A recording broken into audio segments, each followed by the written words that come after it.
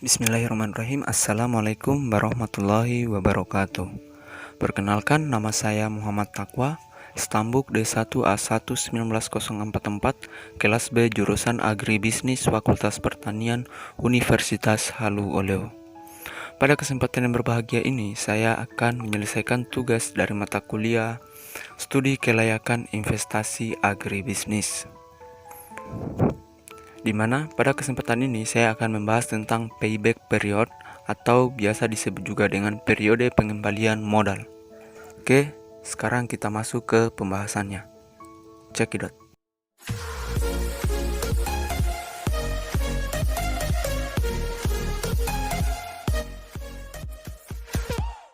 Baik, sekarang kita masuk ke pembahasan tentang analisis payback period atau biasa disingkat dengan PP. Payback period adalah periode atau jumlah tahun yang diperlukan untuk mengembalikan nilai investasi yang telah dilakukan.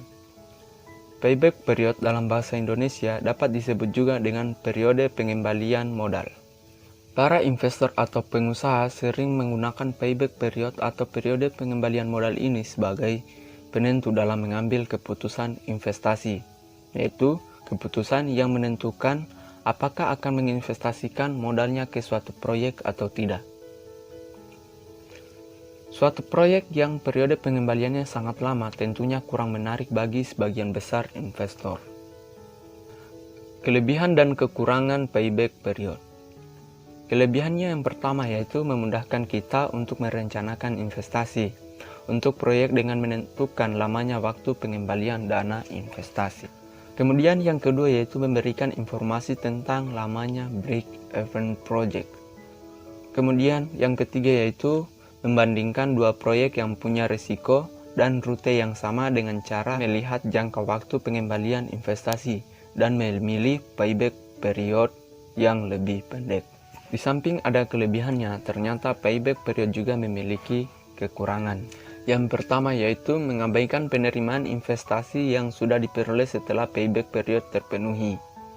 Kemudian yang kedua yaitu mengabaikan nilai waktu uang atau time value of money. Kemudian yang ketiga yaitu tidak bisa memberikan informasi tentang tambahan value pada perusahaan. Kemudian yang keempat, tidak mengukur keuntungan atau hasil proyek yang akan diperoleh. Setelah itu, bagaimana rumus payback period jika arus kas per tahun jumlahnya sama? Payback period atau periode pengembalian modal dapat dihitung dengan cara membagikan nilai investasi atau cost of investment dengan nilai kas bersih yang masuk per tahun atau annual net cash flow. Dapat dirumuskan sebagai berikut yaitu payback period sama dengan nilai investasi bagi kas masuk bersih. Sebagai contoh yaitu manajemen PT Agribisnis akan membeli mesin produksi dengan membeli mesin produksi yang seharga 250 juta. Keuntungan atau pendapatan bersih didapat dari penambahan mesin tersebut sebesar 70 juta rupiah per tahun. Kemudian yang ditanyakan adalah berapa payback period untuk mesin produksi ini. Diketahui nilai investasi yaitu 250 juta. Kemudian kas masuk bersih yaitu 70 juta. Kemudian berapakah payback periodnya? Payback period sama dengan nilai investasi bagi kas masuk bersih. Payback period sama dengan 250 juta bagi 70 juta. Sehingga menghasilkan payback period yaitu 3,57. Jadi, periode pengembalian modal atau payback period untuk mesin produksi tersebut adalah selama 3,6 tahun. Setelah itu, bagaimana rumus payback period jika arus kas per tahun jumlahnya berbeda? Rumus payback period jika arus kas per tahun jumlahnya berbeda adalah sebagai berikut. Payback period sama dengan N tambah A kurang B bagi C kurang B kali 1 tahun. Keterangan di mana N sama dengan tahun terakhir di mana jumlah arus kas masih belum bisa menutupi investasi mula-mula. Kemudian A sama dengan jumlah investasi mula-mula. B sama dengan jumlah kumulatif arus kas per tahun ke N. C sama dengan jumlah kumulatif arus kas pada tahun ke N tambah 1. Sebagai contoh, PT Belajar Sukses berinvestasi sebesar 1 juta pada aktiva tetap dengan arus kas sebagai berikut. Tahun pertama arus kasnya 50 juta, arus kas kumulatif 50 juta. Tahun kedua arus kas 40 juta, arus kas kumulatif 90 juta. Tahun ketiga, arus kas 30 juta, arus kas kumulatif 120 juta. Tahun keempat, arus kas 20 juta, arus kas kumulatif 140 juta. Maka diperoleh N sama dengan 2. Kenapa 2? Karena pada tahun kedua, arus kas kumulatif yang mendekati 100 juta adalah 90 juta. Jadi, pada tahun kedua.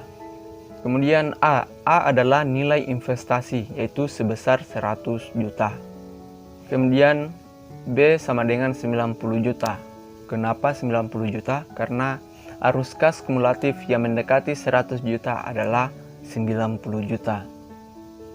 Kemudian C yaitu 120 juta. Kenapa 120 juta? Karena arus kas kumulatif yang melewati arus kas sebesar 100 juta yang terdekat adalah 120 juta. Maka payback periodnya adalah 2 tambah 100 juta kurang 90 juta bagi 120 juta kurang 90 juta kali 1 tahun. 2 tambah 10 juta bagi 30 juta kali 1 tahun.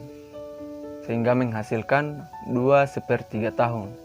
Jadi jika payback periodnya adalah 2/3 tahun atau 2 tahun 4 bulan, maka modal yang dihabiskan adalah 100 juta bisa kembali dalam jangka waktu 2 tahun 4 bulan. Demikian video dari saya tentang analisis payback period. Apabila ada kesalahan kata atau kesalahan data yang saya himpun untuk membuat video analisis payback period, mohon dimaafkan. Serta saya mengucapkan terima kasih banyak telah menonton video saya. Assalamualaikum warahmatullahi wabarakatuh.